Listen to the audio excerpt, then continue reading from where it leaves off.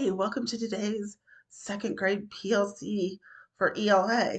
As we've learned from Paul Mann's 2024 research, these PLC meetings are important to help us collaborate on ideas for the best instruction for our students and give us a chance to review data from our formative assessments so we can ensure that we are offering our students the essential support they need.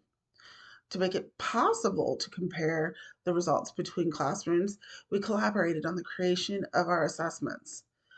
When we are able to take the assessment data and determine if one student is grasping concepts others are not, we have the opportunity to learn from the first teacher to see what she is doing differently, then use what we learned to reteach or pull small groups as needed.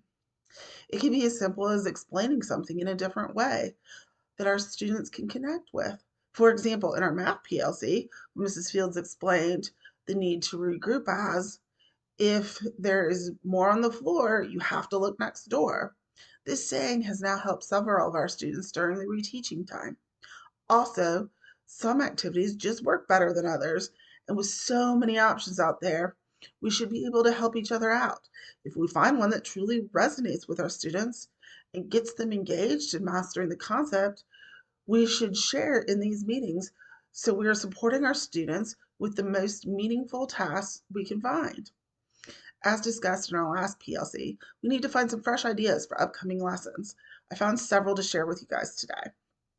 For phonics, identifying the sound for a unit, such as a diphthong, in a decodable text can help students start to recognize the sound in print. There are tons of decodable tests for various phonics lessons available on Reading Universe. You might want to take a look if you haven't before. For our diphthong unit, I found a text for our students to highlight the OW and OU sound, ow. When students identify the phonics in a decodable text, they practice the letter sound relationship. Another activity is the roll a dice game.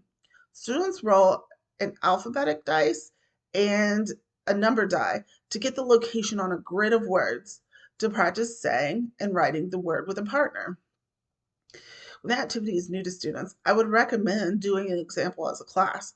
So when students break into pairs, they understand how to find their dice roll on the grid and how to say the word and write it on the answer sheet.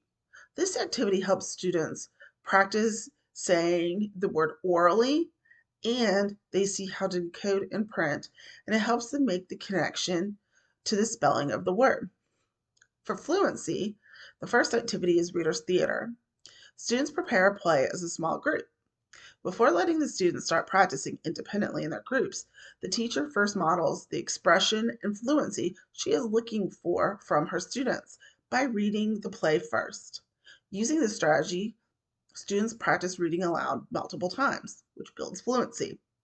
It's engaging for the students because they take ownership of their roles and want to do well, especially if it's presented or recorded for parents. The next strategy is choral reading, which has students read along with an experienced reader who uses proper intonation and expression that are key elements of fluency. Help students practice these elements as well as they mirror how the experienced reader is speaking.